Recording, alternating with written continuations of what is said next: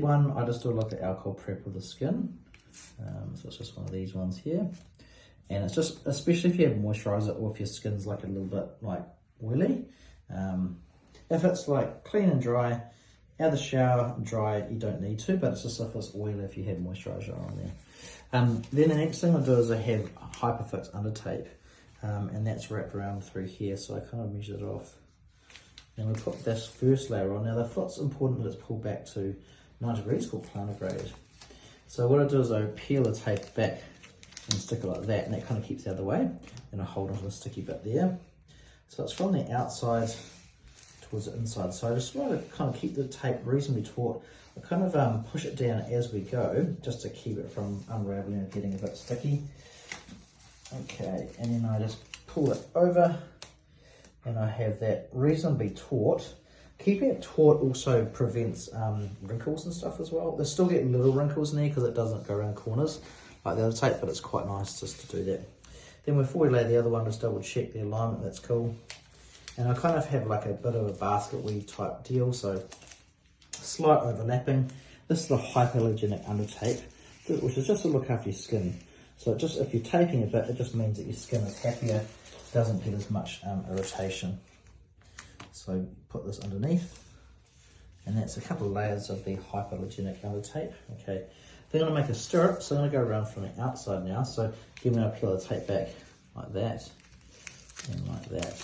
Okay, then I go from this edge, okay, and I go around the bottom border of the foot, trying to keep a bit of tension on the tape, and just kind of patting it down like that, just to keep it reasonably flush. So there are little wrinkles that occur, but it's saying if I pull it nice and tight, it will prevent some of those wrinkles occurring. Then I'll do is I'll do this other one here, and I might just show you what's called Fixamol or Hyperfix, this kind of tape.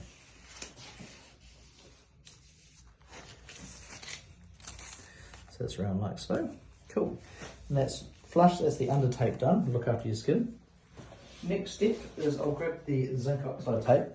This is a 38mm zinc oxide tape.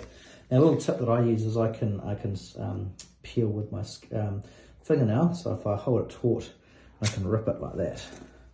So I'll just show you how to do that again. You don't do that, but let's get my fingernail there and hold it taut and rip it.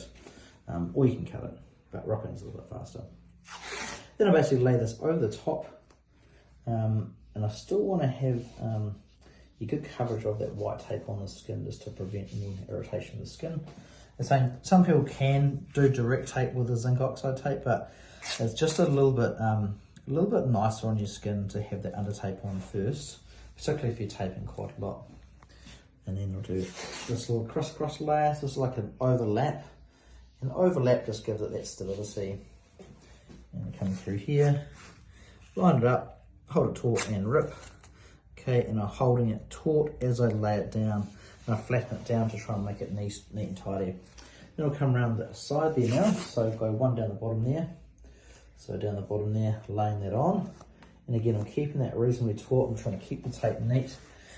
If there's no or less wrinkles or no wrinkles, it's just more comfortable to wear. So there we go there. Okay, and then we'll do another one from the outside here. So this tape is doing the main job. The zinc oxide tape does the main job for stability. The one underneath is just looking after your skin, and the top layer I put on is really to hold in position. If you only just had one tape, you just do the zinc oxide tape, but I use the other ones on top just to support it. So for the, this is just topping tape, so this is just a K tape, and I measure that off. Because it's elasticated tape, I just measure it a little bit short because it stretches. And then what I do is I lay the tape just on top of each other, and I just do a little edging, and this prevents a corner unraveling, because if you get a corner, it can unravel, but if you're around the edge of the corner, it doesn't unravel as much. Okay, so I've got those two layers. So what I'm doing is going to lay them over the top. So again, peel it back into the south. I tuck that out of the way to keep it neat. You know, this is just again overlapping, covering everything. This is really just a holding position. Now this is a little bit of a, this is just a bit of a finisher. Now you don't, in many cases, actually need this, but I just have a bit of a finisher just to try to keep it all neat. And we just want to prevent any wrinkles like that, so I just hold it nice and taut just to get that sorted. Good thing is the K-tape is it moves around corners, so it has flexibility, has stretch, and it's going to just layer through here again, so it's like an overlap layer.